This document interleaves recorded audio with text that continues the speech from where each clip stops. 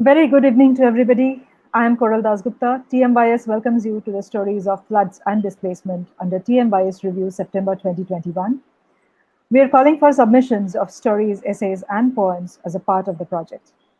Today, we are privileged to have Captain D.K. Sharma and Captain Pri Rajkumar to talk about the rescue and relief of flood victims by Indian Navy, the stories, the systems, and the challenges. Let me introduce both my guests first. Specialized in navigation and direction during his formative years, Captain Sharma was entrusted with navigating two frontline Kashin-class guided missile destroyers, including one during Kargil conflict, which is Operation Vijay. Fortunate to have commanded a mine countermeasure vessel and pilotless target aircraft squadron, he was instrumental in clearance of the prestigious upgrade trials of Sea Harriers, which was called LUSH, LUSH. An alumnus of DSSC Wellington, he found his calling as the spokesperson of the Indian Navy. In chair for almost a decade, the officer handled matters of the media. Awarded Vishisht Seva Mandal by the President of India in 2016 for meritorious service. He is currently associated with BharatShakti.in, a niche digital media platform dedicated to defense and strategic affairs news. We welcome you, sir. Thank you. Captain P. Rajkumar was commissioned into the Indian Navy as a pilot in 1987 after his initial training with the Indian Air Force.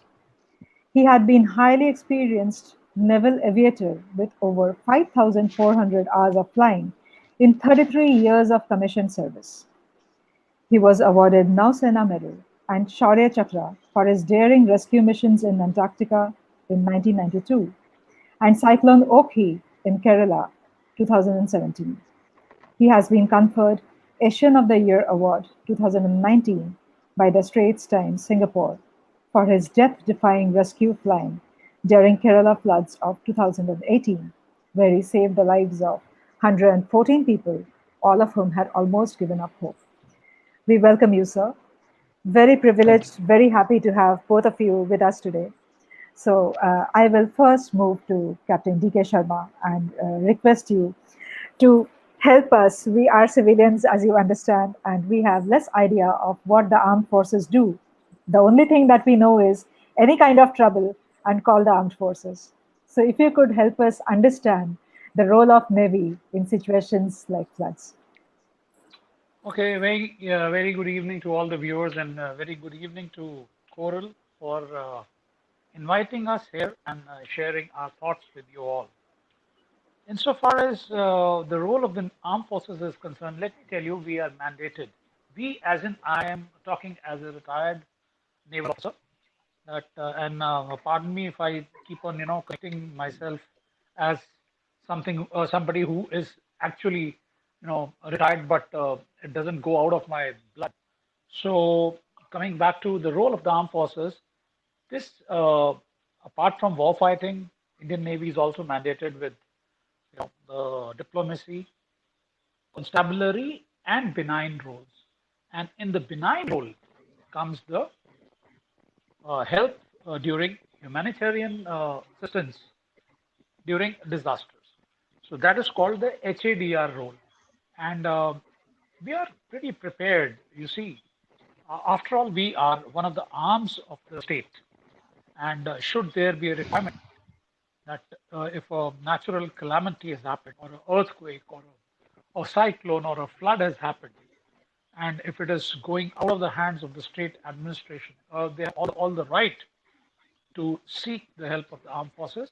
And we have been very, very instrumental in immediately mitigating the problems and saving their lives.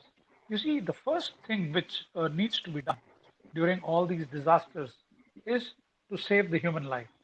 Loss of property, loss of assets, loss of a lot of material things is also has to be looked after, but loss of life is something which we just do not agree to, and hence we come in full force. So, and since the topic today is displacement and caused by the floods and all, so we will go back. I'll just give you an introduction of Cyclone Hudhud, which hit the eastern seaboard, which was at the eye of the storm, crossed over Vishakhapatnam. This is one of the most devastating things which happened in Andhra Pradesh. Otherwise, you will find all the cyclones or all the tropical revolving storms. They move up, curve up, and go towards Odisha, and then turn towards Bangladesh. But this one was a very disastrous thing which happened on the coast of Andhra. Then we had evacuation operations again, that is from Yemen, where we had to rescue our own people, our Indian diaspora from Yemen, and which were facing the heat of the Yemeni or the Houthi rebels, where Indian Navy, Indian Army, Indian Air Force, in fact Air India, along with the minister, were deployed over there to pull out our people. Then we have this very, the thing of Kochi, which we heard Captain Rajkumar was instrumental in, saving the lives which could not have been brought back. The people could not have been brought back had he not been there. And Cochin floods, unprecedented. It had never happened. The amount of rains which happened, and then after that, the dam gates had to be opened. Otherwise, the dams would have, given way, and it would have been a total disaster in Cochin or in Kerala for that matter. So these are the things which we have seen. In between, we also saw the problems in Uttarakhand. We have also seen flooding in Chennai, where all the armed forces came immediately were deployed. Of course, we are one of the players in that. But if the state or if the local administration seeks our help, that means there is a problem. There is a serious problem at hand. And just because we are trained, we are always ready. Our dynamics are such that should we need to be deployed, it is only a matter of mustering the manpower. And other things are almost ready at all times. And the airlift and all is arranged, and this is how we get deployed.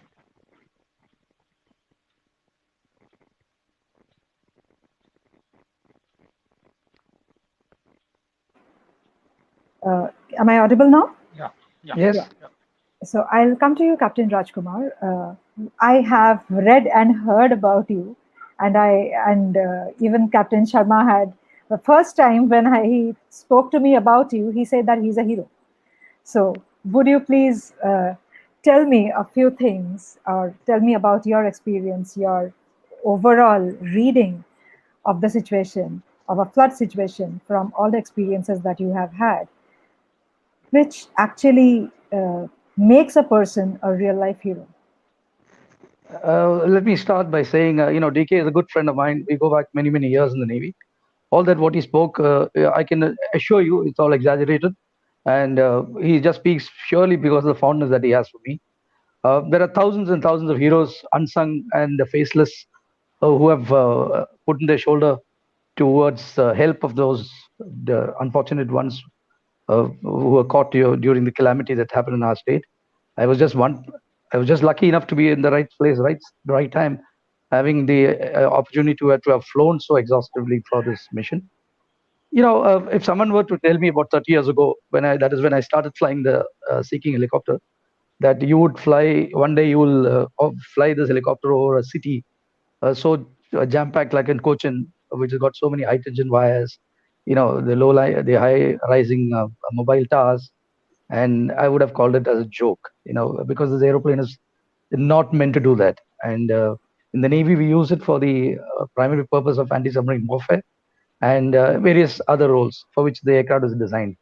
But like it happened when a calamity of this magnitude happens, and like DK so rightly called out, every man and machine of the armed forces will come to the fore, and there is no question of any looking back.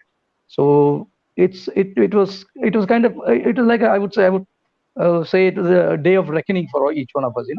We've been fortunate and lucky to have been based in Garuda, that is in Cochin, the alma mater of the Sea King Squadron, for well over 50 years. So it was but natural that when the land and the people were in despair and were seeking out for our help, there is no question of Navy, not coming forward and helping. So every man, every machine worthwhile to be put up in the air were onto the scene, and I have we flew. It was very hectic and intense flying. I've been a helicopter pilot for well about 34 years in the Navy. I've seen a few missions. I've flown some missions as all kinds of natural disasters. I've seen the floods on both the coast, that is west as well as the east, and little did I realize the magnitude which happened here in Kerala. I mean, nothing would match that, because it was sure inundated. I must say the word. The entire state, that leaving aside the hill districts on the east, the rest of the state, the low-lying western states, western districts were all completely flooded. And when you had this kind of a deluge, and extraordinary deluge of the monsoon of 2018, and on top of that, when the dams were releasing the water, almost about 35 dams of the state simultaneously had released water, then it was a labyrinth of rivers which got flooded, and the entire floodplains were marooned, and the people were absolutely stuck for lack of communication, lack of road transport, lack of sheer the sustenance in terms of food and drinking water, which was just not available. So it was intense flying, I must say. We started, if I remember right, on the 14th we started flying, though the rains had started a week earlier, maybe around 9th or 10th, the heavy rains had set in. And by 14th, we realized that we will have to, because no other way would ensure that we achieve success in terms of rescuing people, because there was no road connectivity at all. All the roads and rail, everything had come to a standstill.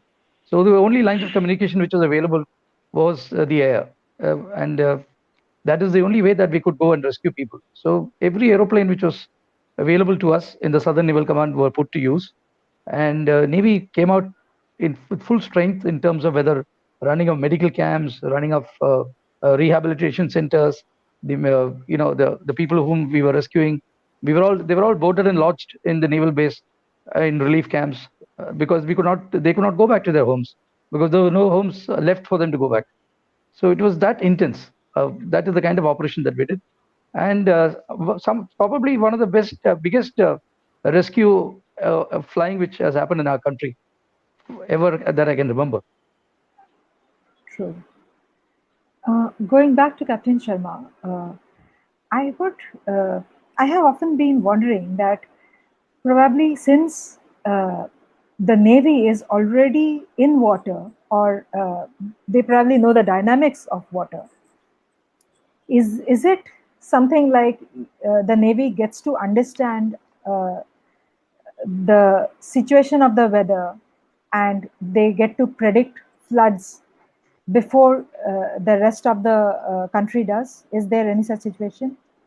You're absolutely right, Koral. There are a lot many agencies, Navy being one. The the Met Department is there, who have the prognosis for the week, for the next 10 days, for the month. But it was a combination of factors insofar as Cochin was concerned. That the water level which was increasing, the heavy rains which were coming, and then the decision by the district magistrates that if they release the water or if they hold it for some more time, there was a chance that the whole dam will get washed. Now, if you go into that scenario, that means the whole villages and the cities and whosoever comes in the path of the water will be washed off, and there will be mayhem.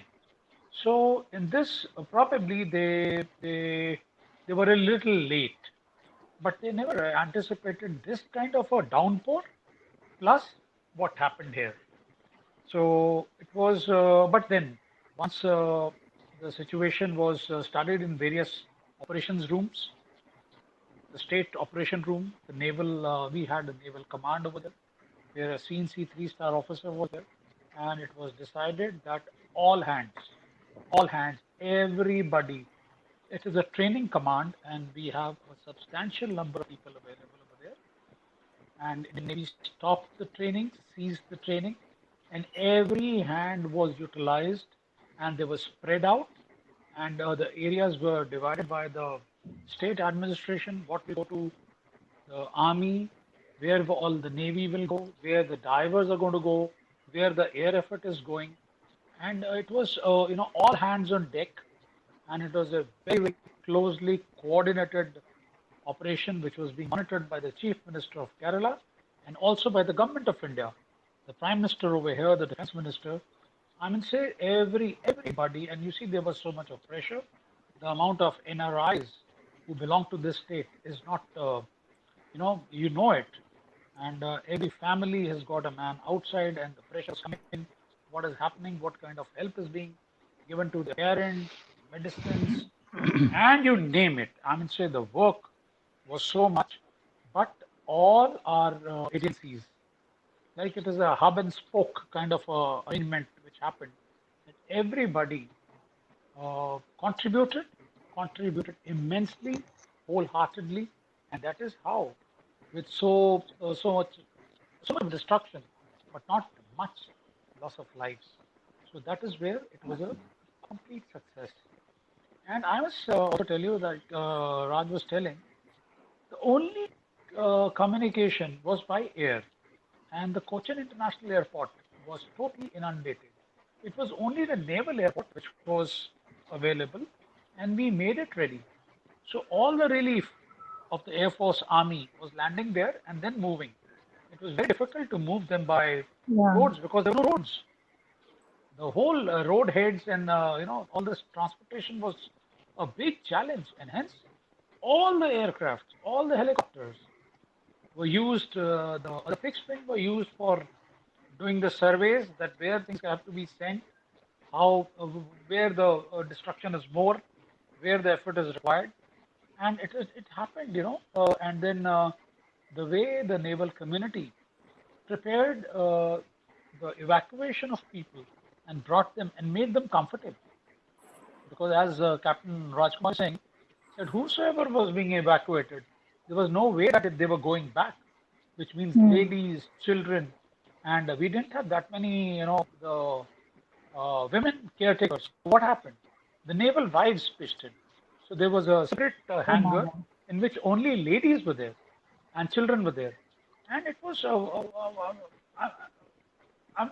it has to be seen to be believed that how the effort came in, how everybody pooled in. There was no looking. I mean, say nobody was going back home because we knew it that these 4, 5, 6, 7 days were very, very crucial.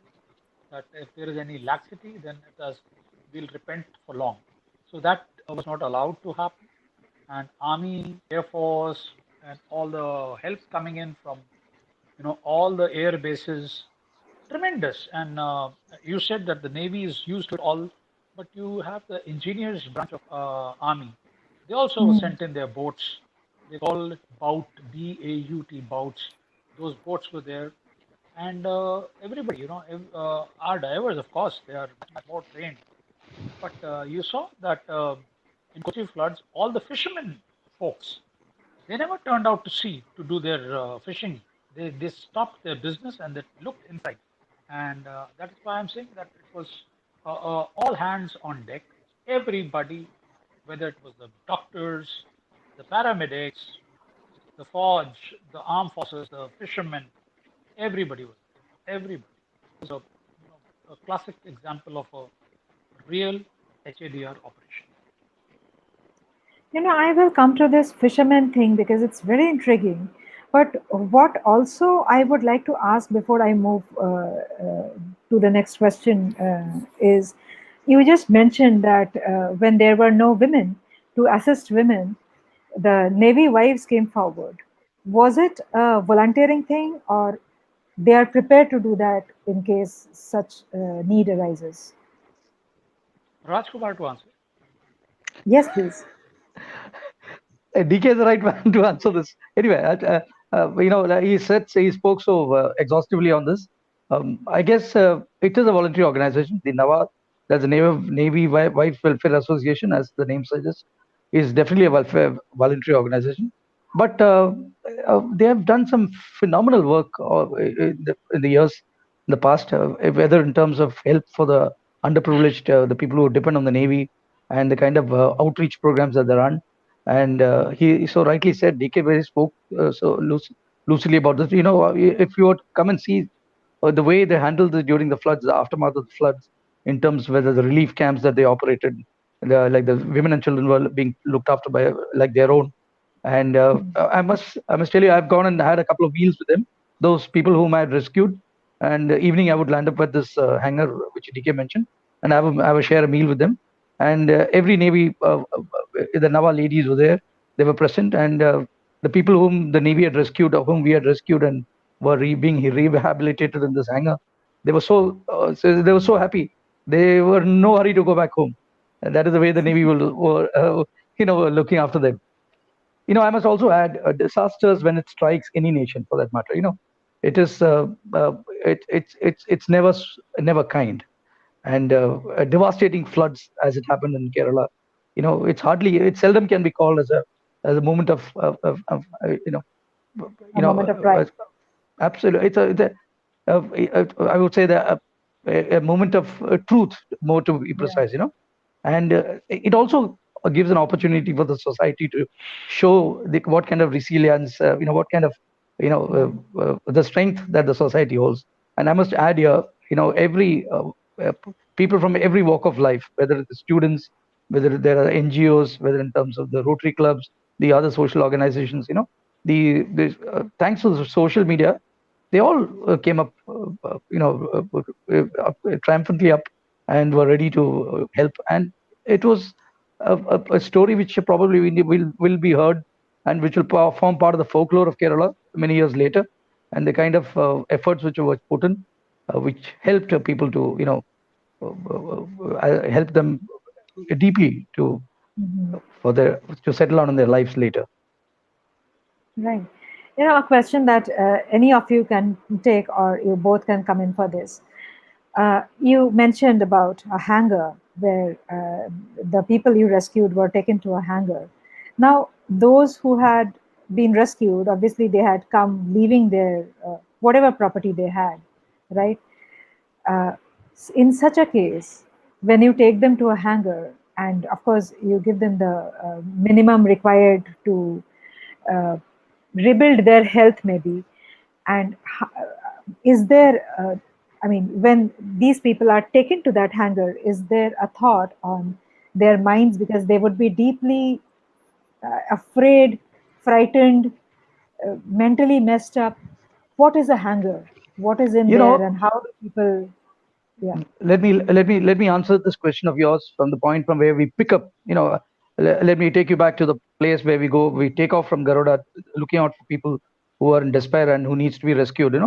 When we flew over in the past, and I found there are many people who are waving for help. They've not had food and water for at least more than 2-3 days, and they all had to be rescued. So since the number of people who had to be rescued from various terraces and various other high-rise, building tops, it was a very time-consuming process. You have to come to helicopter has to be maintained in a hover, and then you have to lower the rescue winch, and you have to winch up each person at a time. And it is a very time-consuming process, because you got to maintain a very steady hover, and the weather was not at all kind. It was raining, the visibility was poor, and very gusty winds. So it's a very laborious process to help people. So we had to prioritize whom we pick up, whom we rescue. So obviously we could not. We had to. The first priority was to rescue those aged people who required immediate hospitalization, and then the children who had to be rescued, the women who were rescued. In fact, there are stories of, I'm sure that you have read, the pregnant women whom we rescued, who delivered a baby in the naval hospital immediately on arrival at the naval base. That's such phenomenal stories. I had the opportunity to rescue a wheel-borne paraplegic lady who was completely uh, uh, from the waist down she was paralyzed, and she had to be winched up from a wheelchair, and there was hardly any space. a helicopter like a Sea King, when it hovers, produces a fair amount of downwash, by which the roof, the tin roof, which most of the houses had that over the in Cochin, they were all getting loose. So we had to be very careful, very over. And we had to winch up this lady through a small little opening. So like this, we had to prioritize whom we pick up, whom we rescue, and then we drop them at the naval base and then get back to seek out for the other unfortunate, old and the feeble. So once these people were brought to the naval base, there was a proper method in which they were being rehabilitated. In terms of, there were doctors available, the naval doctors were present. There were psychologists who were available to speak to them, because when they come, you must realize, you should, when you are in this kind of a disaster, when they are winched up into a helicopter, you can well imagine the state of their mind. They are leaving behind their near and dear ones, and they are coming to a completely foreign environment, and they don't even know where they are going, where they are being headed to.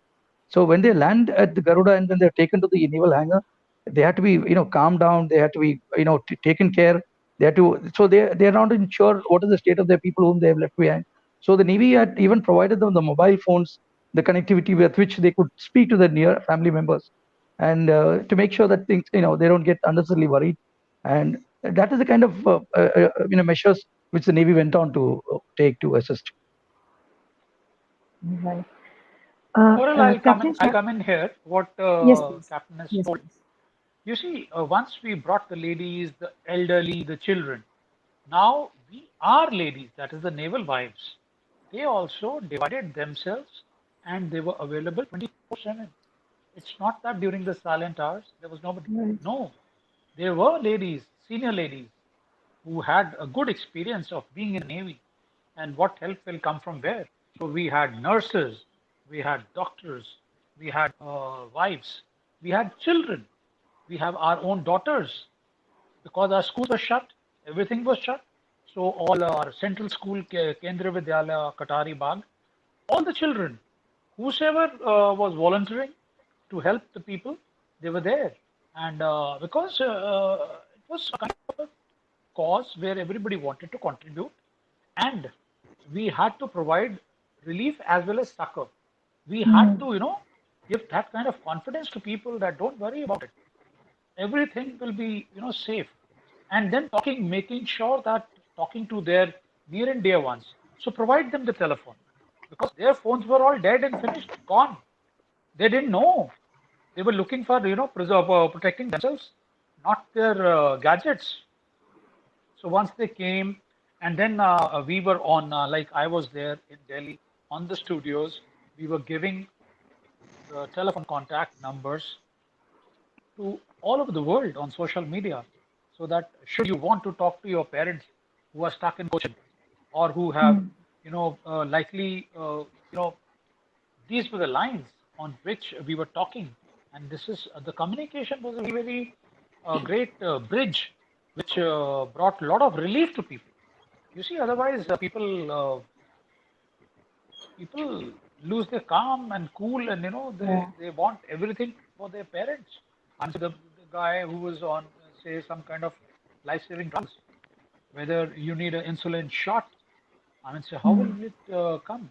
So that is how it was all decided, and in the war rooms or in the control rooms, all this was being monitored very, very closely, and that is what the pilots were doing. I mean, so Raj would go for one sortie, and there were streams of sorties going, right from the first flight to the last flight. The helicopters were always there, and then distribution of food, distribution of medicines, distribution of first aid, distribution of water, you name it. Everything was being thrown wherever we could see people, wherever on the rooftops we could see that if there is a requirement of evacuating somebody, and that also, that priority was made. Elderly people, pregnant ladies, or somebody who needs immediate medical attention. So this kind of all these were factored, and who is to be brought in, and where he has to be kept. All this was being done, and it was well appreciated by people. Right. I will come back to the emotional aspect of your job, which is huge. But before that, if I may ask you a semi-technical question. because come what may, whatever be your state of mind or the status of mind of the people that you are dealing with, Indian Navy is a government job, right? And everybody is answerable. So, how does that decision making happen? That this is the time when the armed forces needs to be called in, and once the red flag has been raised, how does the system progress, and how do you make it at the earliest? Because everything, end of the day, everything that is happening is through human beings. Though there are machines involved, the decision makers are humans. What are the problems that you face, and what are the uh, how is the system put in place? Yes, Okay, please. okay, okay, ma'am. I must tell you, being in the forces, all the assets are supposed to be kept ready 24/7.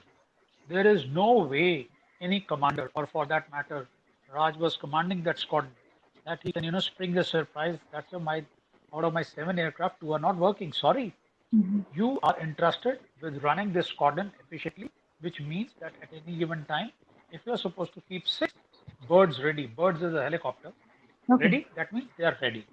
And so is the crew. You can't say that, oh, sir, I have the boats, but I don't have the crew. Nothing Mhm. doing. So this is insofar as assets are concerned on ground. And now coming back to who will take the decision. Madam, I must tell you that this decision of diverting the resources wherever, Mhm. this is a national, you see, the forces are for the nation, for the defense Right. of the nation. And also we are mandated to step in whenever there is a requirement. For example, humanitarian assistance and disaster relief is mandated to all the three services. That should there be a crisis, you will have to come in. But the decision is taken at the topmost level and the orders flow. So that means the topmost decision making body of the country, that is the Prime Minister, along with the CCS, Committee on Security, or whosoever is available over there, they will take a decision with the chief minister of a particular state where this kind of a disaster has happened. And without wasting any time, the orders flow. And that is why you find that the National Disaster Management Authority, the National Disaster Response Force, NDRF, NDMA, the state administration, the armed forces, and the works get activated, and then they have their own arrangements, who will bring what is coming from where, and what kind of effort will be flown in, whether like in our cases the boats came from, there were rubberized boats which were being flown in from Vishakhapatnam, the engines were coming from Bombay, some divers were coming from Delhi, and the whole effort. For example, this is I'm telling you about the Navy because I was monitoring it very Yeah. closely, and the Mhm. orders from the top, that is the CNS and all, were very clear. Pull all plugs. Period. All people on ground have to be provided with all the help. Mhm. Every help available, possible, will be made available to the people who are on ground. They should not feel that we did not have the equipment, though we had the manpower. No, this will not be accepted by anybody at any level. Okay. So this is how the decision making takes place at New Delhi. It goes in consultation with the state administration. There is an IS officer who is reporting to the CABSEC, and the whole. That is why I said this is a hub and spoke kind of a thing in a wheel. Everybody is plugging in, and the whole game moves, and it moves very fast. Mhm. Uh, Captain Rajkumar, is there anything that you would like to add, or should I ask you my next question? No, no, I completely agree with what DK has spoken so well. I mean, this is part and parcel of the services for armed forces, to be prepared and trained. We Yeah. do these kind of operations day in and day out, and probably twice on a Sunday. So this comes so naturally to us. So, sir, I wanted to know, when you were talking, you spoke about you have to decide whom to rescue. Is there a mandate that is pre-decided, or you take spot decision? Because there could It be has people. Yeah, it's the your answer. no, no. It's a very natural decision making in the sense you had to prioritize whom you're going to pick up first. So the old and the feeble had to be picked up first, like Hmm. DK mentioned. So the people who are who required immediate medication, who are in. So it's more it's understood to by all people, every uniform wearing man and woman, as to what should be the priority of seeking out, helping the civilians that we around us.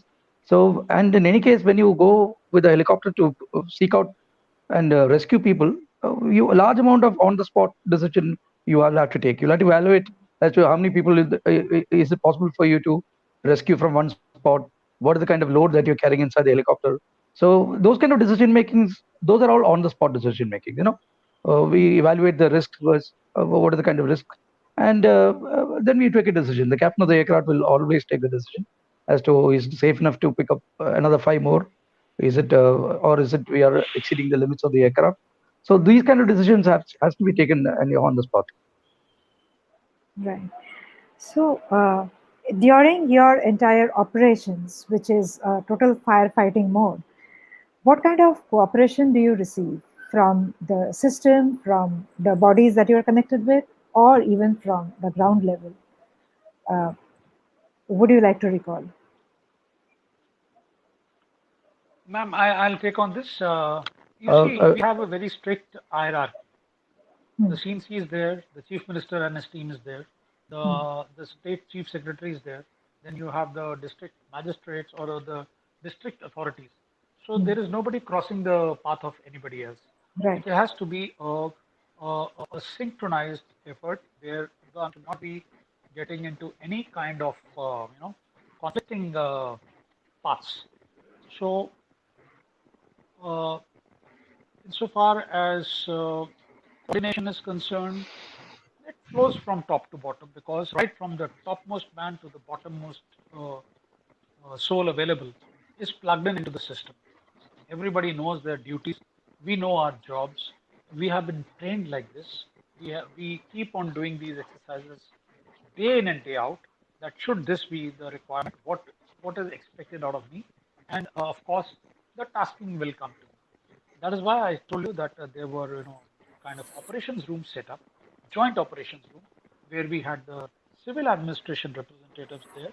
We had the service reps over there, and we were plugged in with the chief minister's office, with the New Delhi, with the Raksha Mantri, and with the prime minister's office. So all Hmm. this is there, and there is hardly any doubt that there will be any conflicting requirements because everything will be sorted out. And Hmm. that is what we said that priorities are made and assets. And should there be a paucity of assets, that is how the administration will come to know and they will flag it up immediately. That we Right. need more boats or we need more divers or more doctors are required, medicine is required, or so and so. This problem we are facing, this is required. So that is how it all happened.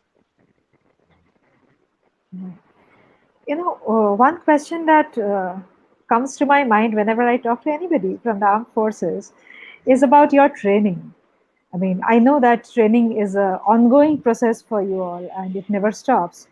But what comes to my mind is that other than the thorough technical training that you might be receiving, how are you trained to detach your mind from your bodies?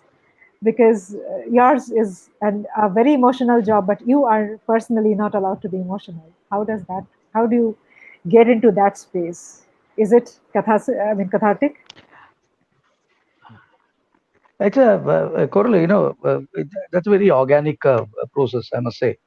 From the very first day that you don uniform or you join the academy, from that day onwards, it happens very organically. By the time you mature yourself to be a officer of the middle, I mean, the training is so the entire ethos of behaving an officer and a gentleman, it's so enshrined in our training in the academy, and every person from whoever comes from any various parts of the country and from various walks of life, when he or she joins the academy, the military training academy, they are put through a process. That process is so beautifully laid.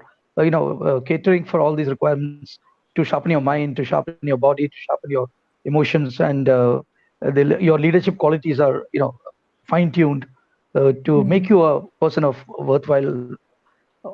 And that shows the strength of our the training which takes place in our military academies. And the idea is to create every person who wears uniform to be a natural leader. And Hmm. it's a very very organic process. and people do flourish in that role. And we have had thousands of heroes who have excelled themselves and proved what they're worth wearing uniform. Right. One question to both of you, one by one, if you could take that. During your entire tenure, you have attended to many disasters and many flood situations. One such moment which had etched into your life and probably touched you, changed you, and unsettled you for life. Is there any? If you could recall and tell us. All this, It's a difficult question. all this should be towards I have had. Raj. You should get on It's with a that very difficult question to operation which you answer. did. Oki, that midnight rescue of a fisherman. Yeah, yeah, I will. there are a few missions which I've flown during my time. I'm not going to narrate but which will be of some interest for you, I guess. I was flying the Chetak helicopters those days. We were stationed in a place called Ramnad, which is the southern tip of India. We have a small little outlying unit of the Navy. It's an air station today. INS Parundu, that is Ramanathapuram. Many years ago, when I was a young lieutenant, we were operating a detachment of Chetak helicopters from Ramnad, from Vizag. So we were just two of us there, and suddenly there was we were told to rush the helicopter to a nearby district, which is the suburbs of Madurai, where there was a flash floods. One of the rivers, wasn't spayed, and there was suddenly a flash flood which would occur in those parts of the country, and it had inundated or marooned a couple of villages in the flash flood. So we had to immediately rush there. So me and my co-pilot, we took off from Ramnad, went and landed at the one of the school grounds at Madurai, and from there had to go to the river which was running in spate, and we had to just go on top of the few houses where people were marooned and rescue one after the other and bring them to a relief camp which was next to the school.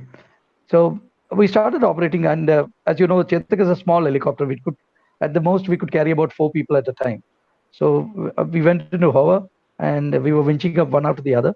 And by the time we were winching up the fourth person, the winch, we call it in the aviation Murphy strikes, the winch stopped working. So the rescue winch was not available to me then, and I was left with no option but to go do a low hover and try and rescue people using the human power. That is, I had a free diver, that is the winch operator, and as well as my co-pilot. So I asked the co-pilot to shift to the third seat, so they both could, pull out people one after the other into the helicopter. And we went on top of a house which was completely marooned, submerged, and there was an old lady. I still remember. I can close my eyes and recall this incident. There was an old lady, completely, a feeble old lady, and she was waiting to be rescued, and she was clutching one goat in her arms, and she was not ready to be rescued unless we rescue her goat first. She was not ready to come up to the helicopter unless we rescued the goat first. So my co-pilot and the winch operator, they were in a dilemma. Whether how do we take a live goat in the helicopter? And but then I realized that if we don't take that goat as she had requested, she won't come up. She was not ready to part with that only animal which was alive, which was the goat. So those are the kind of human stories I can never forget. I mean, there were many more, but this is one story which I thought it'll interest you. Yeah, it is actually very, very, very touching. Captain Sharma, would you like to add anything? I will say that I find a lot of solace in recollecting that how I was connecting the people who were abroad, who were not on the site, but I could make them talk to their near and dear ones who were stuck in the place where the disaster happened, or in the rescue camps, so that the confidence is there with the people. So I think whether it was Operation Hudud or whether it was floods in Chennai or in Kochi, that communication lines which the Navy ensured that they were always available and there was a flow of information, that gave a lot of confidence to our own people, to our diaspora who was abroad, and who were not able to, contact the people, that gives you a lot of confidence and a lot of satisfaction that because you were there at the right place at the right time, you could, connect people and, or at least send the videos or send the, whether you belong to LAP or you belong to a particular place, that, okay, the Navy is there, the food is being given, or the medicines are being given, the doctors are going, the helicopters are going. So nobody is left unattended. So that kind of messaging was going continuously, which gave a lot of confidence to the people. Right. My last question to you both. You were just talking about the fishermen and the kind of cooperation that you received from them. What I was thinking was that the fishermen are the people who again stay very close to the water and are uneducated for that matter. And then you must have, both of you must have had experiences with people who are educated and from much better social status.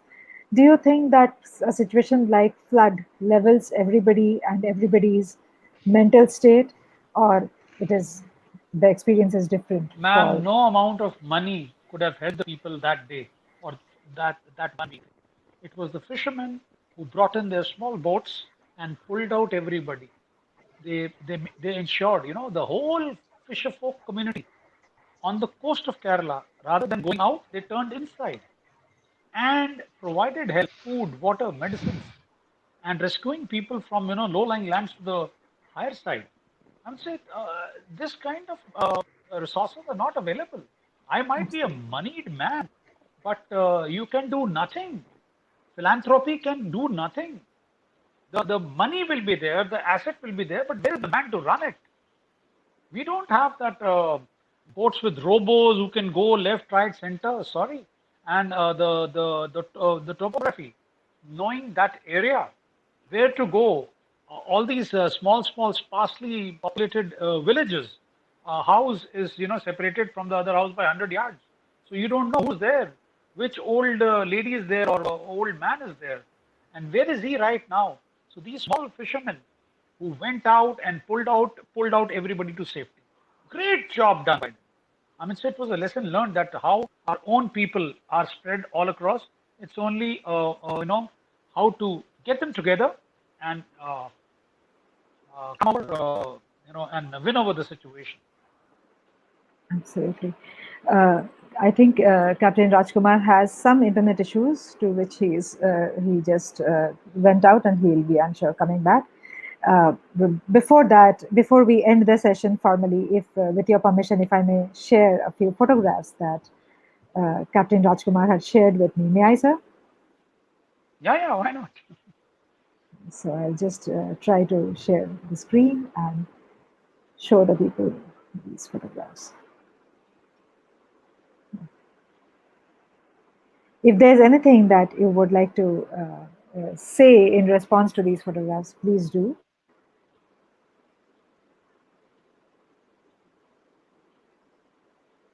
This is how it looked from above, and this is the picture of all those No, I'm people. not getting anything. Nothing is coming on the screen. Just give me a moment. Yeah, now it's. It is? Yeah, now it's coming. So this is the photograph which is there. It is taken from the Sea King, and you can see that wire. That is the winch, which is going down with a strap. Right. So you have to take that strap around you and then get lifted up. Okay. And this is the rescued people, right? Yeah, inside the helicopter and the hangars. Right. So Can you put the next slide? Yes, I'm trying to do that. Yeah. I think there's an issue. Let me try again.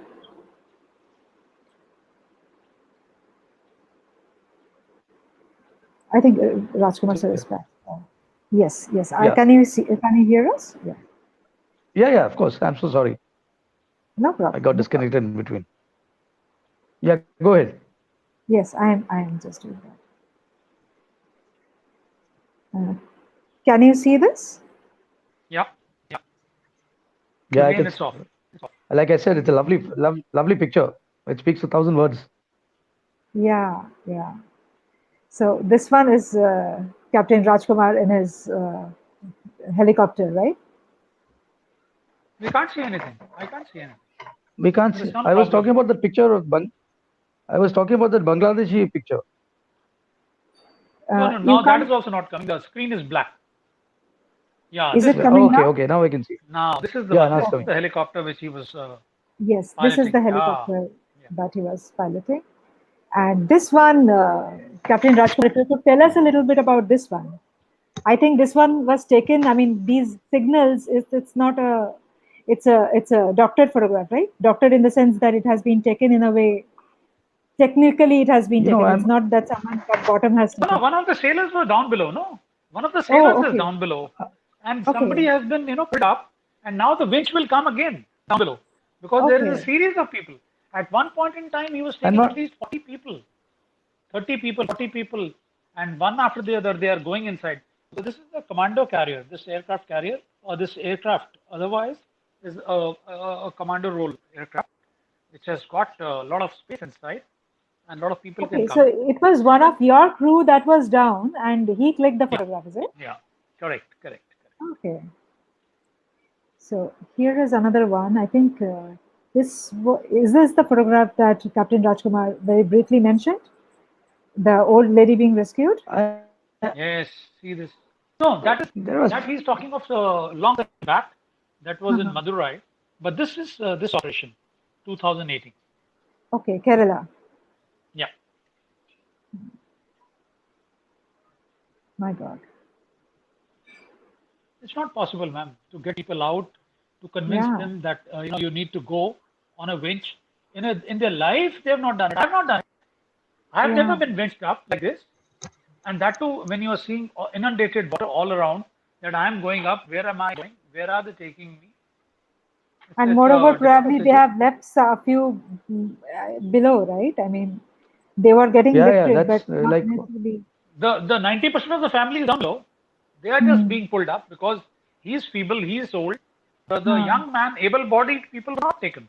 They were told to Hmm. remain there, and the food was given to them Hmm. Okay.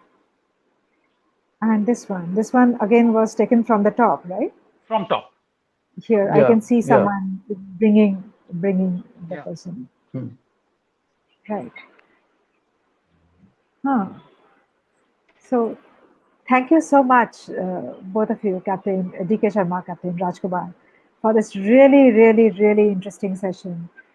Uh, Actually, I am at a loss of words because I don't know how to end this session because I could go on asking questions and I could go on hearing. We are always available to you whenever you want. You just dial us. Both of us will come, and we can I'm do a. a lot of chit chat Yeah, and share our stories. they can hear me. Sure. Yes, yes, Yeah, yeah, Captain we Raj, Can can. you hear me, please tell Coral? us. Yes, I can. I Yeah. can. Yeah. Please tell us. No, no. I must say, I must. I must congratulate you for bringing this the human side, the story from the human point of view. I think it's people like you should document and narrate more such stories where human beings are there to help each other in times of crisis that we are living these days, and more such stories will, I'm sure, will keep this humanity alive and together for times to come. Thank you, Koral, for giving us an opportunity to speak. From our experiences of the past. It was a good session. Thank you. Thank you so much, Thank you, sir. Cole. Thank you, Thank Captain you. Sharma, Captain Rajkumar, for such an insightful conversation. We look forward to receive submissions of stories, essays, and poems of displacement and rehabilitation of flood victims under TMYS Review September 2021. Stay safe, drink warm water, take good care. Have a very safe life. Thank you so much.